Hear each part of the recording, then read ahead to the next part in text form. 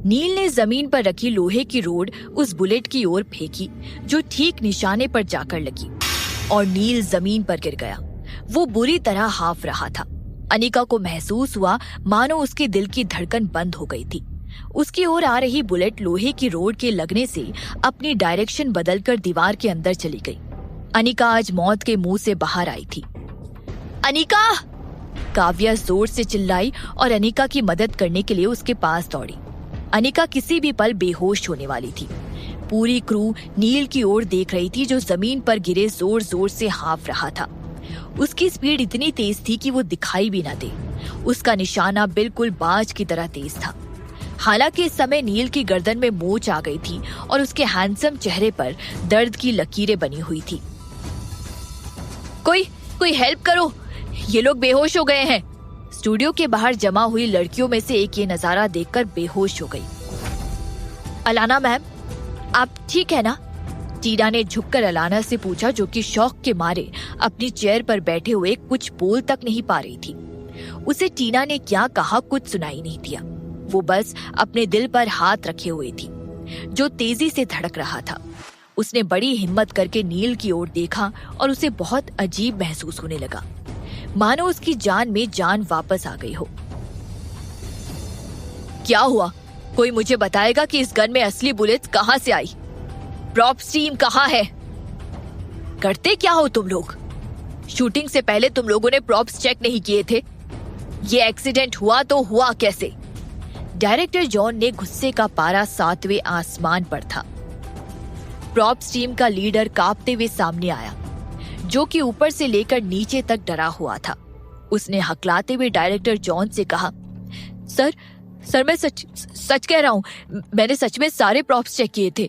मैं नहीं जानता ये असली बुलेट कहां से आई इस गन में। जब डायरेक्टर जॉन सब पर चिल्ला रहे थे तब अनिका सामने आई और उसने कहा, डायरेक्टर जॉन, ये जिंदगी और मौत का मामला है। प्रॉप्स टीम के हेड कभी ऐसी गलती नहीं करेंगे, तो मुझे लगता है कि इसमें इनकी कोई गलती नहीं है। लेकिन ये इंसिडेंट बहुत अजीब है। इस सीन में इतने सारे एक्टर्स और एक्ट्रेस मौजूद थे और अब गन से फिंगरप्रिंट्स निकालना बहुत मुश्किल होगा। हमारी फिल्म की शूटिंग खत्म होने वाली है और अभी किसी नेगेटिव न्यूज का लीक होना हमारे लिए अच्छा नहीं होगा। मेरे हिसाब से हमें इस न्यूज को बाहर फैलने से रोकना चाहिए और सीक्रेटली पुलिस को कंप्लेन करके सबूत इकट्ठा करना चाहिए। तभी हम इस हादसे के पीछे किसका हाथ है इसका पता लगा पाएंगे। किसी भी मुश्किल का सामना करते समय सबसे जरूरी होता है उस मुश्किल को अच्छे से समझना। डायरेक्टर जॉन ने मन ही मन अनिका की तारीफ की। उन्होंने नील की ओर देखा जो उनकी ओर ही चिल्लाते हुए आ रहा था और उससे पूछा, नील तुम ठीक हो? हाँ मैं बिल्कुल ठीक हूँ सर, नील ने कहा। नील, अनिका जो कह रही है क्या तुम उससे राजी हो? डायरेक्टर जॉन ने पूछा। नील के चेहरे पर अभी भी कोई एक्सप्रेशन नहीं था। उसने अपना सर हिलाते हुए कहा, हाँ। दोनों एक्टर्स की रजामंदी के साथ डायरेक्टर जॉन ने अनिका के बताए हुए रास्ते के साथ जाने का फैसला किया। सुबह की शूटिंग खत्म होने के बाद अनिका और अलाना ने साथ लंच करने का प्लान बनाया, लेकिन उसी वक्त काव्या अपने हाथ में अनिका का आईपैड लेकर आई। एक बुरी खबर दी। अनिका, तुम्हारी मॉम के साथ कुछ हुआ है।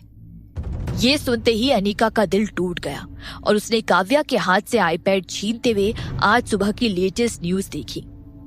अनिका, ये फोटोज रिपोर्टर्स ने चुपके से ली है। आज सुबह भावना तुम्हारी मॉम से मिलने हॉस्पिटल गई थी। तुम्हारी मॉम ने उसे जोरदार थप्पड़ मारा। पूरे इंटरनेट पर इस बात को लेकर जंग छिड़ी हुई है। चाहे जो भी हो, भावना तुम्हारी मॉम को पब्लिक ओपिनियन के गंदे जाल में फंसाने में कामयाब हो गई है। अनिका ने अपने आईपैड पर फोटोज देखी जिसमें भावना की रोती हुई शक्ल दिखाई दे रही थी, जो उसकी मॉम के सामने सर झुकाकर बैठी थी, किसी ऐसी औरत की तरह जिसने बहुत दर्द सहा हो। वहीं दूसरी ओर अनिका की मॉम की आंखों में गुस्सा साफ नजर आ रहा था। अनिका ने गहरी सांस ली तो फाइनली भावना ने इस लड़ाई में लड़ना शुरू कर दिया था। आरुष के शब्दों में कहे तो क्या एक्ट्रेस है, लेकिन उन सब चीजों में जो भावना को नहीं करना चाहिए था उसने वही किया। उसने अनिका की मॉम को इन सब में इन्वॉल्व नहीं करना चाहिए था। भावना के लिए ये अच्छा नहीं होगा। अनिका, मैंने अभी सुना कि भावना ने आज शाम 4 बजे प्रेस कॉन्फ्रेंस रखने की अनाउंसमेंट की है, जिसमें वो उसके खिलाफ उठ रही सारी अफवाहों को क्लियर कर देगी। काव्या ने कहा। 4 बजे। लगता है भावना और इंतजार नहीं कर सकती थी। अनिका ने अपना फोन बाहर निकाला और अलाना को कॉल किया। उसने उसे कॉल करके बताया कि वो आज उसके साथ लंच नहीं कर पाएगी। अलाना ने भी अनिका की बात समझी और अगली बार मिलने का प्लान बनाया। फोन रखने के बाद अनिका काव्या के पास गई और उसने कहा, काव्या, अभी के अभी हमारे लिए मुंबई की टिकट बुक करो। हमें अभी वापस मुंबई लौटना होगा। अनिका, क्या हम भावना की प्रेस कॉन्फ्रेंस अटेंड करने वाले हैं? काव्या ने पूछा। Of course. क्या भावना ने अपनी प्रेस कॉन्फ्रेंस का टाइम 4 बजे इसलिए नहीं रखा ताकि मैं वहां आकर सब कुछ अपनी आंखों से देख पाऊं? तो ठीक है, मैं खुशी से वहां जाऊंगी। मैं भी देखना चाहती हूँ कि वो कैसे अपने आप को सही साबित करती है, अनिका ने कहा। अनिका 3:30 बजे मुंबई पहुंची। अनिका ने अपना फोन बाहर निकाला और एयरपोर्ट के बाहर कदम रखते ही उसने चिराग को कॉल किया। वो कोई भी कदम उठाने से पहले चिराग से एक बार सब कुछ डिस्कस करना चाहती थी। हेलो। फोन की दूसरी साइड से एक प्यारी जेंटल आवाज सुनाई दी। हेलो चिराग। अनिका ने चिराग को सब कुछ बताया जो आज सुबह हॉस्पिटल में हुआ था। इसलिए अब मैं भावना की प्रेस कॉन्फ्रेंस अटेंड करने वाली हूँ। मैं उसे नहीं छोड़ूंगी चिराग। अच्छा ठीक है, चिराग ने फोन की दूसरी साइड से कहा। तुम तैयार हो? ऑफ कोर्स मैं तैयार हूँ। मैं अच्छाई के साथ खड़ी हूँ और अच्छाई बुरे से कभी नहीं हार सकती, अनिका ने पक्के इरादे के साथ कहा। क्या मॉम ने भावना को थप्पड़ मारा? चिराग ने पूछा। हाँ, लेकिन मॉम ऐसी नहीं है। वो कभी किसी पर हाथ नहीं उठाती। जरूर भावना ने ही मॉम को उकसाने के लिए कुछ बुरा भला कहा होगा और मॉम भी उसके जाल में फंस गई होगी और फिर उन्होंने भावना को चाटा मार दिया होगा, जिसे रिपोर्टर्स ने रिकॉर्ड कर लिया। चिराग कुछ देर तक शांत रहा। वो जरूर किसी शांत जगह पर होगा।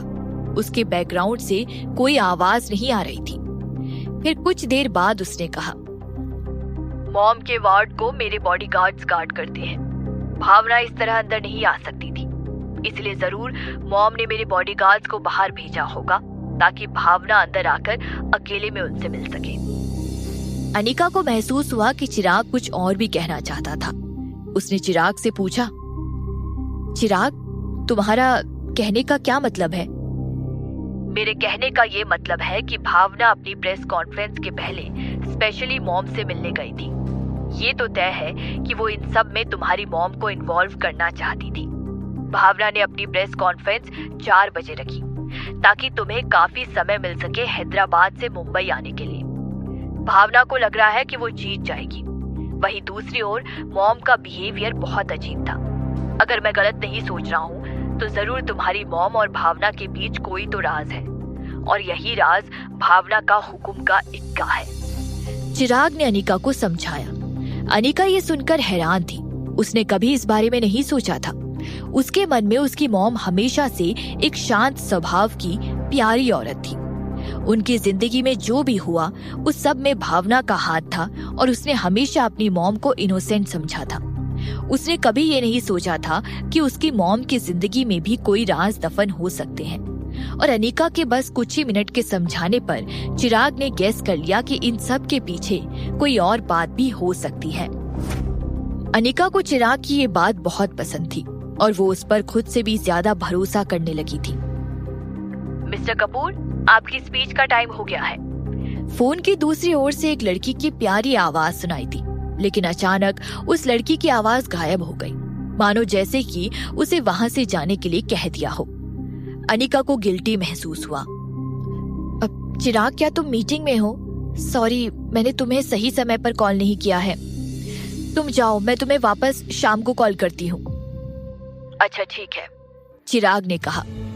तुम्हें अपनी प्रॉब्लम्स खुद सॉल्व करनी थी ना, तो फिर तुम जाओ प्रेस कॉन्फ्रेंस में। लाइफ में कई मुश्किलें आएंगी, पर हमें उनसे सीख कर उनका सामना करना चाहिए।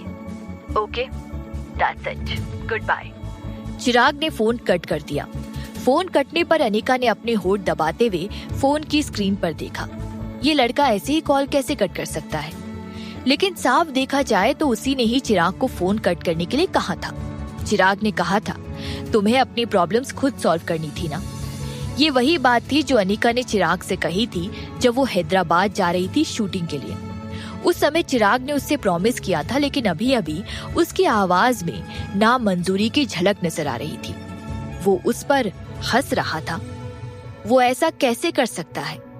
हाँ, वो बच्चों जैसी है और कागज के टुकड़े की तरह साफ है, लेकिन वो सिर्फ 21 साल की है। आखिर वो इतनी जल्दी कैसे बड़ी हो सकती है? अनिका ने गुस्से में जमीन पर अपना पैर पटका, लेकिन उसके चेहरे पर तो मुस्कुराहट छाई हुई थी। चिराग की बातें हमेशा स्ट्रेट फॉरवर्ड होती थी, बिल्कुल क्लीन कट, जो कि सबसे ज्यादा अट्रैक्टिव था। अनिका पहले हॉस्पिटल में अपनी मॉम से मिलने गई। वार्ड के दरवाजे के बाहर बॉडीगार्ड्स खड़े हुए थे और अंदर प्रोफेशनल नर्स ड्यूटी पर थी। वो अपनी मॉम को आधे महीने से नहीं मिली थी।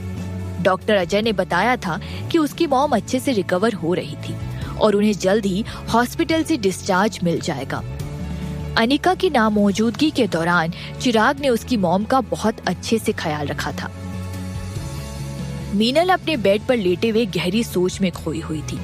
जब अनिका दरवाजा खोलकर अंदर आई तब मीनल बिल्कुल ठीक दिख रही थी, लेकिन उसके माथे पर शिकन छाई हुई थी, मानो वो किसी बात से बहुत परेशान थी।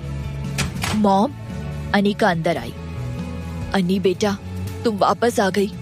मीनल अपनी बेटी को देखकर बहुत खुश हुई और उसने अपनी बेटी का हाथ पकड़ लिया। अनिका बेड पर बैठ गई और उसने अपनी मॉम को गले से लगा लिया। मॉम, भावना ने आज आपसे क्या कहा? आपने उसे थप्पड़ मारा, क्यों मॉम? उसने बहुत कुछ कहा अन्नी। उसने कहा कि 20 साल पहले उसने तुम्हारे डैड के साथ अफेयर शुरू किया और कहा कि मैं बेवकूफ थी जो उसे अपनी बहन की तरह ट्रीट करती रही। मैं तब तक सह लेती जब तक वो मेरे बारे में बात कर रही थी, लेकिन फिर उसने तुम्हें भी मेरी तरह कोसना शुरू कर दिया कि तुम भी सलोनी को अपनी बहन की तरह मानती थी, लेकिन उसने तुम्हारा मंगेतर छीन लिया। अन्नी बेटा, तुमने मुझे बताया क्यों नहीं कि आरुष और तुम्हारी सगाई हुई थी?